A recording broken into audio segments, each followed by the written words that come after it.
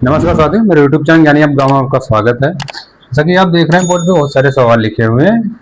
ये दो टाइप के सवाल हैं और इसमें सब कॉन्सेप्ट बेस्ड लगेंगे। मुश्किल सेकंडों के सवाल हैं, आप देखते ही आंसर आ जाएगा। जैसे आप यहाँ पे चलते हैं इकाई का अंक। मैंने कल जो वीडियो रिकॉर्डेड पड़ी हुई है उसमें दो सवाल मैंने बताए थे।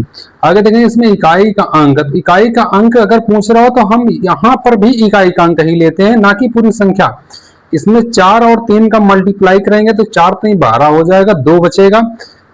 इसमें 12 हो गया ना, ये 4 और 3 12, इसका 2 फिर इकाई का अंक ले लेंगे। फिर 6 और 2 का मल्टीपल करेंगे तो 6 2 12, यानी इकाई का अंक क्या आ जाएगा 2।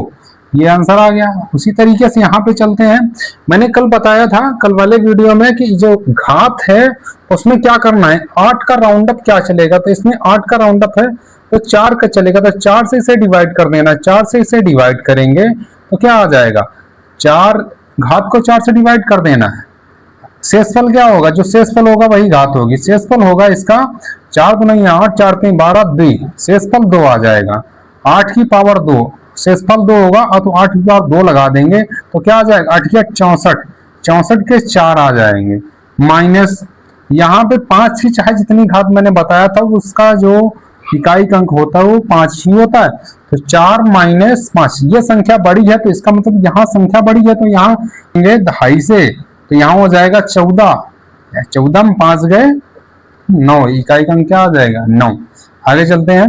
4 घात 65, 9 घात 81 और 5 घात 25। यहाँ पर इसमें मैंने बताया था राउंड अप क्या चलता है, 4 घात 64 65 लिखा हुआ तो राउंड अप विषम में अगर घात चढ़ी हुई है, विषम में घात है तो वही संख्या ही, इन 4 जो इकाई का अंक 4 ही होगा। अगर विषम की जगह सम होगी तो इसका आ जाएगा इकाई का अंक 6 हो जाएगा, इसलिए 4 का इकाई का अंक 4 ही रहेगा। तो यहाँ पे 4 हो गया। यहाँ पे 9 का मैंने बताया था अगर विषम घात है तो विषम घात में इकाई का अंक वही हो जाएगा। अगर सम होता तो चेंज हो जाती, 100 में सम होता तो 1 आ जाता इकाई का अंक।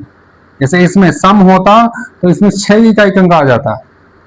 तो यहाँ 4 आएगा, यहाँ 9 आएगा, 5 का 5 ही रहता है। तो 9 चौक 36, 36 के 6 ले लिए, 6 पंचे 30, यानी क्या आ गया 0। आगे चलते हैं। 3 घात 54, 3 घात 55, 3 घात 56 का औसत क्या होगा। इस तरीके के क्वेश्चन में सदैव याद रखेंगे।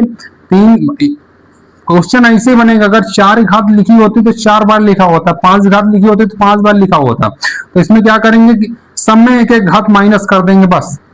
3 घात 53 प्लस 3 घात 54 प्लस 3 घात 55, यही आंसर होगा।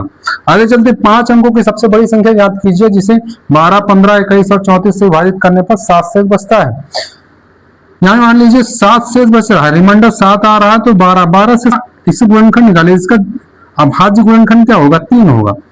तो 3 से 7 को डिवाइड करेंगे तो शेष क्या बचेगा 1 बचेगा। तो 3 से ही हम डिवाइड कर लेते हैं, इन्हें देख लेते हैं। 3 त्रिका 9, 3 त्रिका 9, 3 त्रिका 9, 3 9 6, 2 7, 3 9 27 पूरा कट जाएगा, ये नहीं होगा। आगे चलते हैं। 3 त्रिका 9, 3 त्रिका 9, 3 त्रिका 9, 3 एकम 3, 3 9 27, ये भी नहीं होगा। 3 त्रिका 9, 3 त्रिका 9, 3 त्रिका 9, 3 9 6, 7 3 9 6, उसके बाद 1 शेष बच रहा है, ये हो जाएगा। आगे देख लेंगे। 3 त्रिका 9, 3 त्रिका 9, 3 त्रिका 9, 3 त्रिका 3 9 6, उसके बाद 1 7, 3 5 15, 2 शेष बच रहा है इसमें, तो ये भी नहीं होगा। होगा कौन, तीसरा वाला।